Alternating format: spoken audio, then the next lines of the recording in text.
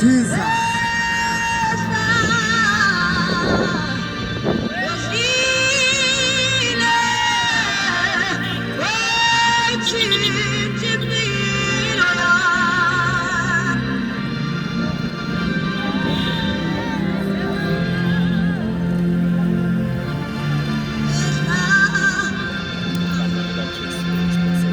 Wefile uJesu ayitshintsha impilo ya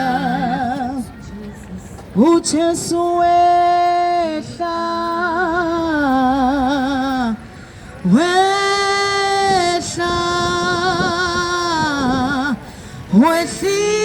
wehlile wayitshintsha impilo ya uJesu wehla.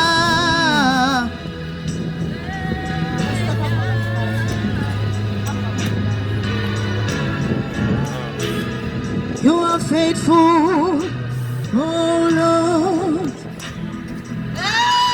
every day and every hour.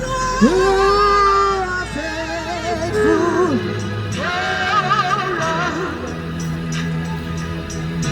you are faithful.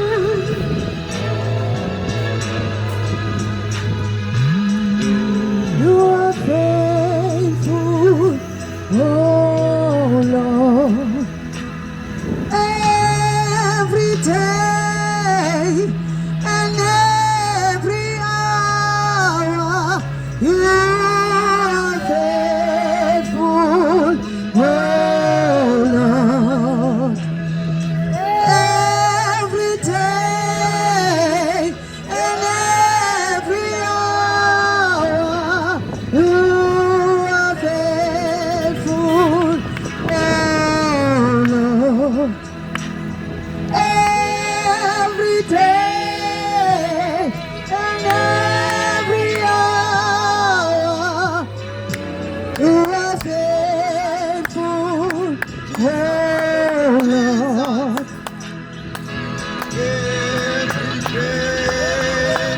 And every hour, you are faithful, oh Lord.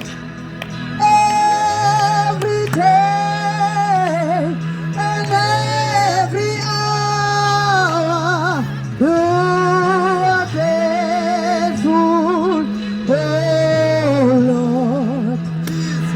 Come along,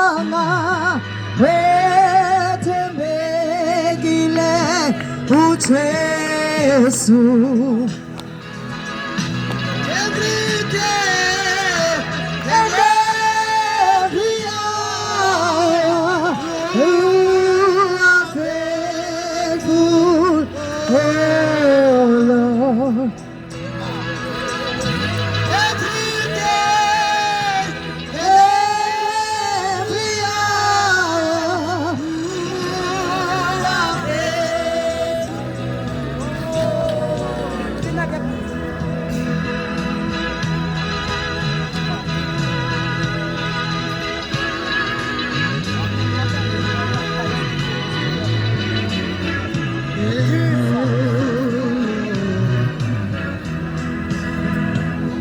Jesus, Jesus, Jesus.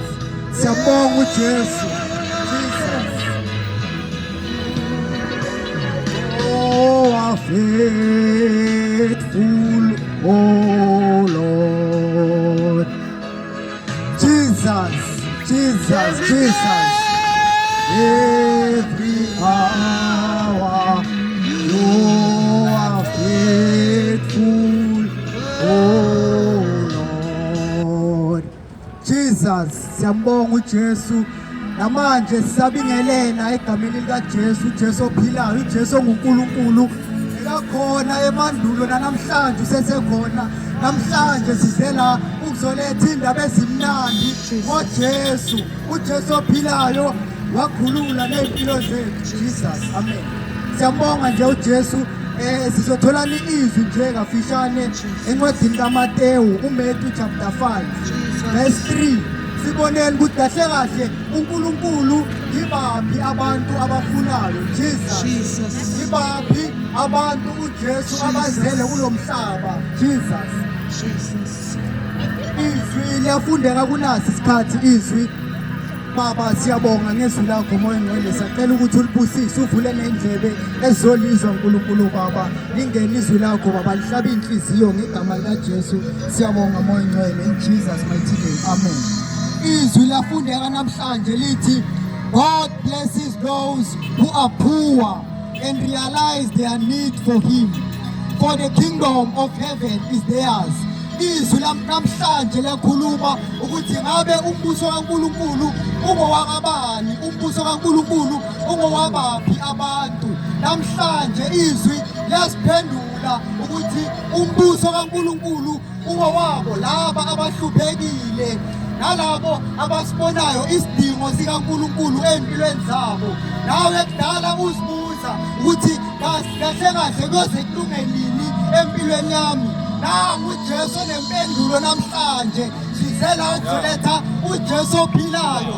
Nathi wasikhulula enkingeni zomhlaba. Nathi sasizinja, nathi sasimidlwembe, nathi sasifebe. Weza uJesu wasikhulula, washintsha impilo zethu singazi ukuthi siphilelani. Namhlanje sizokukhuthaza ukuthi ukhona uJesu ophilayo ongayishintsha impilo yakho. uJesu inkosi. Dala kukhulunywa ukuthi uJesu inkosi. Nathi namhlanje sizosho ukuthi uJesu uyinkosi ngempela. Amen. Hallelujah. uJesu yakhuluma namhlanje ukuthi nawe kuleso simo onaso ungaziboni ngathi impilo seyiphelile, but as long as usaphila usasekhona uJesu ongayishintshi impilo yakho. Usasekhona uJesu ongakukhulula kuzo ley'nkinga okuzo. uJesu usangakukhulula. Dala usibheka uthi masawuvuka nje nasekuseni ubone nje ukuthi uyisehluleki nje empilweni. Ubone nje ukuthi there's nothing else that I can do. Mina ukuphila kwami nje sekuyi-useless nanoma sengihambe nje, but into ongayazi ukuthi nawufa unganayo uJesu angeke ukuthola ukuphumula. Noma thina sesingakubabo sijabule nasemngcwabeni wakho kudliwe kamnandi, kanti ukuphumula angeke ukuthola unganaJesu. Namhlanje sithi ukhona uJesu ongakukhulula, ukhona uJesu osangayenza impilo yakho ukuthi ibe ngcono. Ukhona uJesu ongakukhulula noma ngabe usesimeni esinjani, noma ngabe yisonobani lesi esikuhlukumezayo. uJesu ukhona ukuthi angakukhulula. Ukhona uJesu ophilayo. Nathi simbonile empilweni zethu. Asikhulumi nje ngomuntu esingamazi, kodwa sikhuluma ngenkosi esiyaziyo, uJesu Kristu waseNazaretha. Ukhona uJesu ophilayo. Nathi wasikhulula entweni zasemhlabeni. Nathi siphila nje singazi ukuthi impilo kahle kahle iyini. Siyabathetha zama silandelela abantu abafile sithi bazoyilungisa impilo zethu. Akaze walunga, kodwa wathi nakufika uJesu wasikhulula. uJesu akaze afune imali yethu. uJesu akaze afune ukuthi sithenge impepho, sithenge namanzi. Wasifuna sikanjalo, afuna inhliziyo zethu. Nawe namhlanje izwi liyazi ukuthi kungabe uyasibona isidingo sikaNkulunkulu empilweni yakho, ukhona ukuthi angakukhulula. Namhlanje ukhona uJesu ophilayo. Jesus is the Lord. Namhlanje siyaphakamisela igama. Maningi amagama, kukhona abantu bayakhuleka ebagameni abaningi, bathi thina namhlanje silethe igama okuyilo elalethwa uNkulunkulu ukuthi okhulekayo kule gama uzawusindiswa. Igama likaJesu, ngathi igama lomuntu ophilayo, umuntu ozofa nakusasa angavuka sekafile umuntu, kanti ukhona uJesu ophila ingunaphakade. Namhlanje sizoletha igama lakhe elalethwa uNkulunkulu, ngathi igama lakaMary, ngathi igama lakaShembe, ngathi igama laka-Allah, ngathi igama ngathi igama elakaliHanyane, ngathi igama elikaJesu okuyilo impilo nothi igama lakamfundisi nothi igama elakamprofeti but igama elakaJesu uJesu oyinkosi ophilayo namhlanje sesekhona angakhulula esonweni uJesu nathi wasikhisa ezonweni singalale ebusuku sihlukumezeka sithe bathe siyalala sazi ukuthi angeke kwazi ukulala ngingenzanga isono ukuze ngilale ukuze impilo yami ikhululeke kumele ngenzile isono wafika uJesu wasikhulula nawe uyazi namhlanje ukuthi vele ukulelile ukuthi mawusuka la usuka khona uyahamba uya ethaveni uyothenga ibhiya utshela ukuthi izokukhulula enkingeni uzoyiphuza ubonakale ngathi inkinga sezihambile but mayiphela iplagi inkinga ziyabuya futhi ukhona uJesu ongathi makafika nje uJesu umamukela kayi-1 empilweni yakho inkinga ziyashabalala aziphindanga zibuye uJesu akusumuntu wokuthi mawumamukelile usazomvuselela kancane kancane uJesu uzabuye uhlala ngaphakathi kwakho uyamvulela inhliziyo uzombona inkinga aziphindanga zibuye but if ever ungahlabi inkomo uyazi ukuthi after few months kumele ubuye uhlabe futhi uma ushisa impepho uyazi ukuthi samele ubuye uzoyishisa futhi mawusebenzisa i-oil uyazi ukuthi kumele futhi ukuthi ngibuye ngisebenzise again ngoba why izinto zomhlaba ziyashabalala izinto zomhlaba inkinga ngoba nento yasemhlabeni angeke iphele izobuya futhi but uJesu khona uJesu onguNkulunkulu namhlanje angakukhulula yazi ukuthi nje dala ufuna ukujabula empilweni but inkinga ukuthi uphilela ukujabulisa abantu uphilela ukujabulisa abantu wena kuyijabula unayo yazi ukuthi nalo tshwala obuphuzayo awukuthandi soyenzela abantu nje soyenzela abangani ukuthi bajabule yazi ukuthi nalokubhema kwakho awukuthandi soyenzela abantu yazi ukuthi wena awuthandi ukuhamba ulalalala nabantu but uyakwenza ngenxa yokuthi ufuna ukujabulisa abantu abashabalalayo ukhona uJesu ongakukhulula namhlanje uJesu oyinkosi uze uzophilela yena bese ujabule uJesu ukhona ukujabula lapho uNkulunkulu khona kunokujabula useyinkingeni nje namhlanje ingoba uNkulunkulu akekho empilweni yakho siyabantu sibhilonga kuye uJesu namhlanje uzile uNkulunkulu ukuthi asikhulule kuzele inkinga esikuzo namhlanje ukhona uJesu ukuthi angasikhulula namhlanje uyazi nje ukuthi ziningi inkinga noma ungazibala ufila ngathi ungakhala ngenxa ukuthi ziningi kakhulu awukwazi nanokuphuma kuzo useyikoledini namhlanje awukwazi ukuphuma kuzo ukhona uJesu ongakusiza akukhulule ukhona uJesu oyinkosi Jesus is the Lord athi sambone empilweni zethu wasikhulula uJesu nawe namhlanje angakukhulula as long as impilo yakho inganayo uNkulunkulu angeke ukhululeke abathakathi bayangena bazenzele empilweni yakho inkinga ukuthi uJesu akekho kuwe uJesu uNkulunkulu mawungena Jesu awunaNkulunkulu noma ungathi uyakholwa uNkulunkulu but unganayo uJesu awunayo uNkulunkulu ingakho isimo sakho namhlanje sikanje ukuthi uNkulunkulu akekho empilweni yakho namhlanje asanga ukuthi sizokwahlulela we're not here to doubt you but isizela ukuzokunikeza ithemba sokuthemba ukuthi noma ngabe ufebe kangakanani ukhona uJesu ongakukhulula namhlanje noma ngabe udakwe kangakanani ukhona uJesu ongakukhulula noma ngabe ubhene kangakanani watshontsha wahlukumeza abantu wabathuka waba yinje emhlabeni ukhona uJesu ongakukhulula noma ngabe abantu sebafuna njengomdwembe njengomgodoyi njengesifebe ukhona uJesu ongakukhulula akwenza umntanakhe nawe uphile impilo yakho iqoqeke bonakala ukuthi nawe umuntu ophilayo awusiyinto nje yokuthi uyavuka bese uyaqhubeka uphila impilo emhlaba ukhona uJesu ongakukhulula